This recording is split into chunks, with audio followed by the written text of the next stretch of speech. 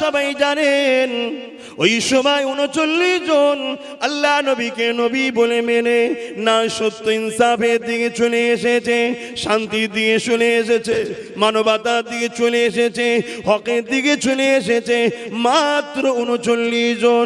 এ যুবক উমর ফারুক তরোয়াল নিয়ে গিয়ে যেতে লেগেছে। তখন নাম শুধু উমর ছিল, ফারুক ছিল না, হযরতও ছিল না। আল্লাহ নবীকে কতল করে দেবে নাউজুবিল্লাহ। অনেক বড় কথা, তার আগে অনেক ঘটনা ঘটেছে। ওই দিকে যাচ্ছে না, নবী পাকের দরজার দিকে আগিয়ে যায়। যাবার সময় ওমর বলে গেল, এ সরদারেরা, নেতারা, লিডারেরা, শোনো, মালপানি রেডি করো, পুরস্কার রেডি করো। আমি রাসূলকে কতল করে দিয়ে সে সবটা নেব। মনে রাখবে 39 জন হয়েছে, আর 40 জন তো দেবো না। 200 খোরা দেবে বলেছ, রেডি করো। সোনা দানা দেবে বলেছ, রেডি করো। সব রেডি করো, সব রেডি করো। এ যুবক সেদিন যদি নাইকে মিটাবার জন্যে, রসুলকে মারার জন্যে 200 খোরা যদি দিতে পারে, সোনা দানা দিতে পারে, নিবার জন্যে লোক যদি রেডি হতে পারে, আজও তোমার মতো ছোটখাটো কেউ হকের পক্ষে থাকবে, আমার মতো কেউ ছোটখাটো হকের পক্ষে থাকবে, আমাদের উপরে জুলুম করার জন্য এই রকম প্ল্যান পরিকল্পনা তৈরি হতে পারে না, পারে না। এতে মন খারাপ করলে হবে না। কেন মন খারাপ করলে হবে না?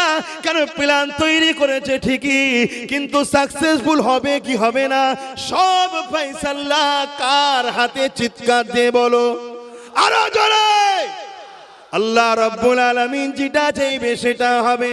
যদি আমার আল্লাহ তোমাকে হকের জন্য শহীদ হিসাবে চান, তুমি শহীদ হয়ে যাবে। আর যদি আল্লাহ তোমাকে গাজী চান, অবশ্যই তুমি জিতবে, কামিয়াবি হবে।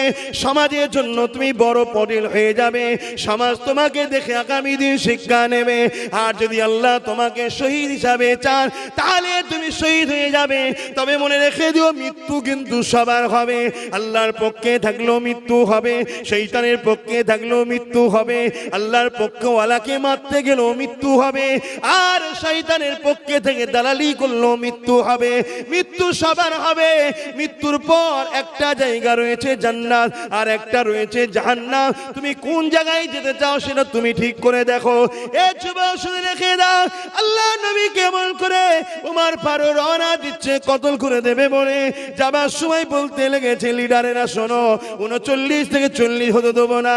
আর আমার আল্লাহ আওয়াজ দিয়ে দিল, উমর তাড়াতাড়ি তাড়াতাড়ি তাড়াতাড়ি যা, আমি আল্লাহ তোকেই 40 বানিয়ে দেবো। এ যুবক শুনে খেলা, দুনিয়া যুগে যুগে যুগে আল্লাহ দিনকে মিটাতে চেয়েছে, নবীদেরকে মিটাতে চেয়েছে। যারা মিটাতে চেয়েছে তারাই মিটে গেছে। তাদের ঘরের ছেলেরাও নবীর প্রেমিক হয়ে গেছে, বা কখনো কখনো তারাও নবীর প্রেমিক হয়ে গেছে। যেমন ওমর ফারুক মিটাতে এসেছিল, উমর নিজেই নবীর প্রেমিক হয়ে যে নবী পাকের গোলাম হয়ে জিন্দেগি কাটিয়ে দিয়েছে।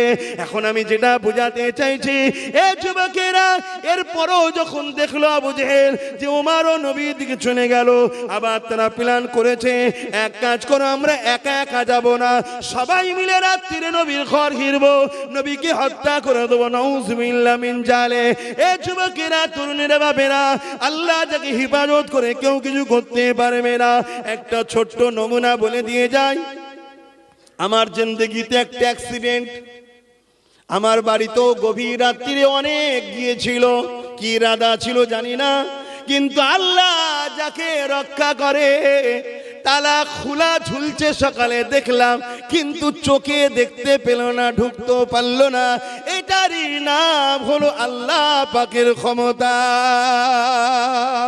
এ যুবকেরা, তরুণেরা, এ নবী পাকের প্রেমিকেরা, এ নওজওয়ানেরা, মৃত্যু সবার একদিন না একদিন হবে। আব্বাস সিদ্দিকী কবে মরবে কেউ জানে না, কিভাবে মরবে কেউ জানে না। দুনিয়া কি চাইছে ওটা বড় কথা নয়, আমাকে যিনি জান দিয়েছে তিনি যেটা চাইছে ওটাই হবে। আমি নিজে চেষ্টা করেও কিছু করতে পারবো না, আমার মালিক যেটা তকদিরে লিখেছে সেটাই হবে। তবে যাবার আগে বলে দিয়ে দিয়ে যায়। এ যুবক, তোমাকে তোমার আল্লাহ পাঠিয়েছে এই দুনিয়া জমিনে। কুনতুম খায়রা উম্মাতিন উখরিজাত লিন-নাসি তা'মুরুনা বিল মারুফ ওয়া তানহাউনা আনিল মুনকার। ন্যায়ের পক্ষে থাকতে হবে, অন্যায়ের বিরোধী করতে হবে, ন্যায় কাজ করতে হবে, অন্যায় থেকে দূরে থাকতে হবে, ন্যায়কে সাহায্য করতে হবে, অন্যায়কে মিটাবার জন্য সহযোগিতা করতে হবে, ন্যায়কে চিন্তা করার জন্য হাত লাগাতে হবে, অন্যায়কে মিটাবার জন্য হাত লাগাতে হবে। এ যুবক, অন্যায়ের পক্ষে থেকে হোসাইনি যেমন দাবি করা যায় না, আর ন্যায়ের পক্ষে থেকে এজিরি তেমন দাবি করা যায় না। তাই মনে রেখে দেবেন, আজকে দিনও ইতিহাস আমাদের কাছে এসে গেছে। ন্যায়ের পক্ষে সংগ্রাম যারা করবে তারাই তো কোরআন সুন্নাহর প্রেমিক। মনে রেখে দেবেন, ন্যায়ের পক্ষে যেমন নামাজ আছে, রোজা আছে, হজ আছে, দান খায়রাত আছে, গরিবদেরকে ভালোবাসা আছে, আল্লাহ সৃষ্টিকে ভালোবাসা আছে, এতিমদেরকে সাহায্য করা আছে, অসহায়কে সাহায্য করা আছে, বিধবাকে সাহায্য করা আছে, মা বাপকে সাহায্য করা আছে, মসজিদকে বাঁচাবার প্ল্যান করা আছে, মাদ্রাসাকে বাঁচাবার জন্য এগিয়ে যাওয়া আছে, ইত্যাদি ইত্যাদি। এগুলো সব নাই নাই নাই। এগুলোর বিরোধী যারাই করবে তারাই হলো অন্যায়ের পক্ষে। তাদের দলভুক্ত হয়ে আর হোসাইনি মুসলমান দাবি করব হবে না, তাদের দলভুক্ত হয়ে জান্নাতে যাব আশা করলে হবে না। এ যুবক, শুনে রেখে দাও, জেনে রেখে দাও, আল্লাহ নবী নূহ নবী দয়ার নবীর ঘরটা ঘিরে ফেললো নবী পাককে মেরে দেবে বলে। হযরতে মাওলা আলীকে আল্লাহ নবী বলেছিল, আলী রে, তুমি আমার ঘরে, আমার ভেতরে, আমার হুজরা শরীফের মধ্যে আমার চাদরকে মুড়ি দিয়ে তুমি শুয়ে পড়ো। আমি আস্তে আস্তে চলে যাচ্ছি, আল্লাহর হুকুম হয়েছে আমি হিজরত করব। শয়তান চতুর্দিকে ঘিরে ফেলেছে, আবু জিল উতবা সাইবা ঘিরে ফেলেছে। আমার নবীর অপরাধ কি? কিছুই অপরাধ নয়। নবী ন্যায়ের কথা বলেছে, অন্যায়ের বিরোধী করেছে। নবী সত্য কথা বলেছে, মিথ্যা থেকে মানুষকে ফিরে আসার কথা বলেছে। আল্লাহ নবী মানুষকে জুলুম করতে নিষেধ করেছে, মানুষের হকটা দিতে বলেছে। এই জন্য আবু জেল উতবা সাইবা তারা লুটেরা ছিল, জালিম ছিল, চতুরহীন ছিল, মাতাল ছিল, খুনি ছিল, তারা নারীদেহ শোষণকারী ছিল। তাই তারা আমার নবীর বিরোধী করেছিল। আজ যারা আলেম সমাজ ন্যায়ের পক্ষে কথা বলবে, আজকে দিনে যারা নবীর ওয়ারিস তাদেরও বিরোধী করবে কারা? যারা চোরেদের পক্ষে, ন্যায়ের বিরুদ্ধে, অন্যায়ের বিরুদ্ধে, অন্যায়ের পক্ষে, যারা সময় মদের পক্ষে, তারা নারীদের জুলুমের পক্ষে, নারীদের শোষণ করার পক্ষে, তারাও দেখবে না আলেমে হাক্কানীদের বিরোধী আজকে দিনও করতে লেগেছে। অনেক বড় কথা, নবী আমার এমন করে রওনা দিতে লেগেছে। আল্লাহ নবী যখন রওনা দেবে ঘিরে ফেলেছে। ওমা রমাইতে রমাইত লাকিন্নাল্লাহ রামা, এই দোয়া পরে বাড়িতে ফু দিয়ে ছড়িয়ে দিল। সমস্ত বেঈমান কাফের জালিমদের চোখে পড়ে গেল, নবী পাক চলে গেল। অনেক বড় কথা। কিন্তু যাবার আগে মাওলা আলীকে নবী বলেছিল, আলী রে, সকালে উঠবে, এই এই মালগুলো অমুক অমুকে দিয়ে তুমি মদিনার জমিনে আসবে। আল্লাহু আকবার। আসতে ভালো জিনিস, তকবীর দেওয়া ভালো, তকবীর দেওয়া ভালো, কিন্তু তকবীর আগামী দিনে অনেক দেখবেন অ্যালার্জি হবে। ওই অ্যালার্জির ডোজটাকে দিন। সময় কম বলে কত তাড়াহুড়ো করছি দেখছেন না? কিন্তু বলতে চাই যে আমার মুরব্বী বাপেরা বেজার হচ্ছেন না তো? বাপ, ইসলামের পক্ষে বলছি, বাপ বেজার হচ্ছেন না তো? গায়ে লাগলে কিছু করার নেই বাপ, তারপরও জিজ্ঞেস করে নিলাম, কিছু করার নেই। হায় হায় হায়, যুগ যুগ ধরে ঘটে আসছে। শুধু নবীর সময় হয়েছে তা নয়, যুগ যুগ ধরে সাহাবা, তাবিঈন, ইমামে আজম আবু হানিফা হুজুরের সময় হয়েছিল। জানেন না? এক জালিম নেতা ছিল, ইমামে আজম আবু হানিফাকে একটা মাসলা জায়েজ করতে বলেছিল। হুজুর বলেছিল, মাসলা কারো বাপের নয়, মাসলা আল্লাহর, আমি কি করে জায়েজ করি? এই জায়েজ করে না বলে জোর করে, দেখেন আলেমরা বলছে মাথা লাড়ছে, জায়েজ করে না বলে জোর করে জেলে ভরে দিল। তুমি কে? আব্বাস সিদ্দিকী কে?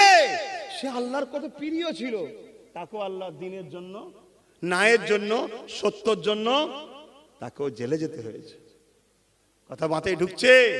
আর তুমি মনে করেছো আমি আরামের গায়ে হাওয়া লাগিয়ে দেবো, দিয়ে সব দিকটা ব্যালেন্স রেখে চলবো, নাতে না বুঝতে পারে। কেন বুঝলে অসুবিধা আছে, কখন যে কোন দিকে পানি হবে বোঝা যায়, ছাতা সেদিকে ধরবো। তোমাকে দুনিয়ার কেউ বোঝে না বাপ, আমার আল্লাহ বোঝে। তোমার দুনিয়ায় কেউ বিচারও করবে না, আল্লাহ করবে। যদি বলো জেল, আরে জেলে তো প্রত্যেকটা মোমেন দিন রাত জেলে আছি আমরা। আর দুনিয়া সিদরুল মুমিনিন, মুমিনদের জন্য দুনিয়াটা জেলখানা, আমরা তো জেলেই আছি। আবার কিসের জেল বলছেন? হ্যাঁ, চোর চুরি করে বুক ফুলিয়ে ঘরে সমস্যা নেই, আর আমরা মানুষকে দান করতে গেলেও সমস্যা। ঠিক না বেটি? লোক রেপ করে বুক খুলিয়ে ঘরে অসুবিধা নেই, আমরা মা বোনদের ইজ্জত ঢাকতে গেলেও সমস্যা। তাহলে আমরা জেলখানায় নেই? তবে যারা দুনিয়ায় গায়ে হাওয়া লাগাচ্ছে তাদের জাহান্নাম জেলখানা হবে। সেটা কেমন জায়গা পরে কখনো সময় হলে বুঝাবো খনি। তবে এতটুকু বলে যাচ্ছি, জাহান্নামীদের ঘরে ওপরে যে জাহান্নামীদের যে লেবাস পরানো হবে, ওই লেবাস যদি আসমানে টাঙিয়ে দেওয়া হয় এত দূরত্ব, তারপরে ওর দুর্গন্ধে মানুষ বাঁচতে পারবে না, দম নালিতে পেয়ে মারা যাবে। দুর্গন্ধ যখন খুব জায়গায় থাকে দেখবেন বমি এসে যায়, হক হক করে দম নিতে পারে না, মারা যাবে মানুষ। তাই নাংলা এলাকার মানুষ, নাংলা এলাকার মা বোন, এলাকার কাশীপুর, তাই তো নাকি, এলাকার বাপ ভাই মা বোন সবাইকে উদ্দেশ্য করে বলছি, আর সোশ্যাল মিডিয়ায় প্রত্যেকটা বাঙালি ভাই বাপ মাকে উদ্দেশ্য করে বলছি, তোমার অস্তিত্ব আল্লাহ দিয়েছে ন্যায়ের পক্ষে থাকার জন্য, অন্যায়ের বিরোধী করার জন্য। তোমার অস্তিত্বটা এই জন্যে, তোমাকে কুরাইশ বংশের নেতৃত্ব মানতে হবে, অন্য কারো নেতৃত্ব তোমার মানা যাবে না। এটা আল্লাহর নবীর আইন। আবু দাউদ কি বলে, হযরত আব্দুল্লাহ ইবনে ওমর থেকে রায়াত মিশকাত শরীফের হাদিস তোলো, দেখো। তুমি ভাবছো আমি সামান্য পাবো, হুজুর ডাকলে তো শুধু লেয় দেয় না তো। শুনছেন না শুনেন না? হুজুর অবশ্যই দেয়। দেয় না কে বলেছে?